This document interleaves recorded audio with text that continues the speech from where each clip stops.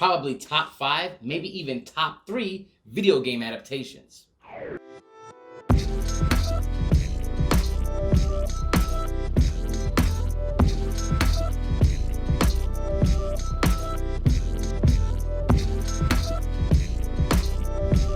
Hey, what's up, nerd fam? This is your boy Gashawn. I'm going to welcome you to Enter the Nerd. Today, we talk about the Dynasty Warriors film on Netflix. Now, I did a little video about the trailer, and I was really happy about what I saw in the trailer because it seemed like they were paying a lot of attention to the game. And after watching it, I'm here to tell you that that was a very correct estimation. The people who created this game created this movie, were definitely paying a lot of attention, and definitely wanted the fans of the game to feel like they were, that they were actually being paid attention to.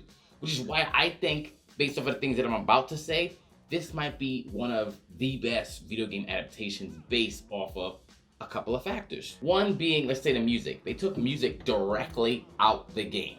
The intro music, as well as like there's a battle, like the Hulao Gate battle, which actually has its own soundtrack, which they put when they got to that actual battle. That sounds like something, really small and minuscule, but if you're a person who's played the game, you know that it has pretty much remained the same throughout all the Dynasty Warriors franchises, which is very big. The fight scenes, how they fought, how fantastic they are, because the game is a gigantic beat 'em up. It's a hack and slash, one guy versus like 1,000 people, and they brought that here. Very colorful, had like the Musou attacks, awesome.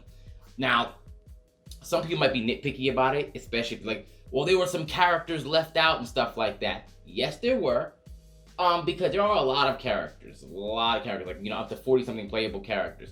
But they tried to condense this to a storyline to where this made the most sense for a runtime of about 2 hours, and I dug that. So they stuck with the main storyline, which had the Han Dynasty, Wan Shao, Cao Cao, Liu Bei, Guan Yu, Zhang Fei, just like the formation of what would happen afterwards, right? And I liked it.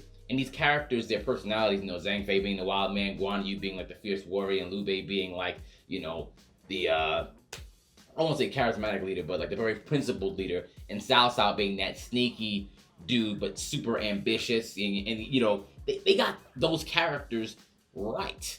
Even like the weird, corny laugh that Cao Cao did in all the games, they even got that right in the movie, right? Pardon me, what's going on here, right? But, this was actually even more gory than the game, because in the game, it didn't really show any blood at all. But this one, they showed heads flying off and blood spurting out, which I appreciated, which was cool. They even tried to find an explanation where it came to in the game, there's a mechanic where all the characters have unique weapons.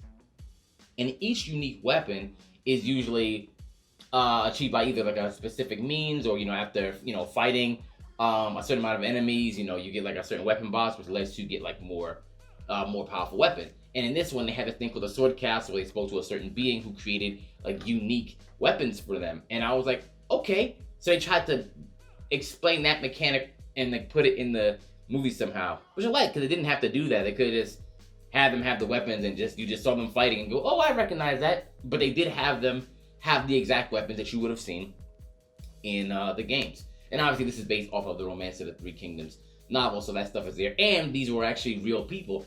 Obviously, they weren't as fantastical as they are here, but still awesome. And I think paying attention to those little things, like making sure they look like the characters, they sound like the characters, even having some of the corny dialogue, seeing Lu Bu, how powerful he is, how feared he was. Even digging into why Dong Zhuo was so despicable. Even some things I didn't think they were going to put in here. There's a certain scene in there, if you watch it, you're like, ooh, right? But they did it so well. And they captured the spirit of the game for people like me who really love it. I know there's probably a lot of people right now, sorry, I got some hair, I don't know what's going on. But a lot of people who love the game are going to love this movie, because it's they were literally just picking they had a list of 10 things of what do people really like about this game? And they just checked it off. Now, as a person, if you like the story a lot, I don't know, if you're a person who's never played the game before, this might seem a little corny for you, a little campy, I get it.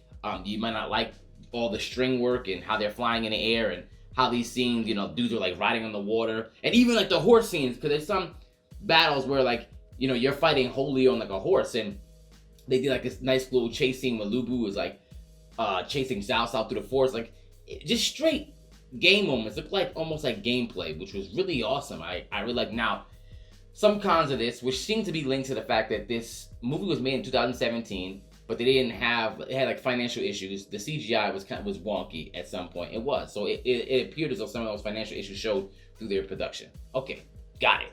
But overall, as a video game adaptation, when you take what makes the video game work, what makes the fans like it, and what they put in here, it's top notch. They didn't try to change things. They tried to bring it exactly to what it was. And I appreciate that wholly. And I think this is probably in the top 3 or top 5 best video game adaptations based off of how faithful they were to it. I love it. Now let me know, when you watch it, did you love it? Are you a fan of the series? Are you not? Let me know what you think. Let's talk about it in the comments. And don't forget to enter the nerd.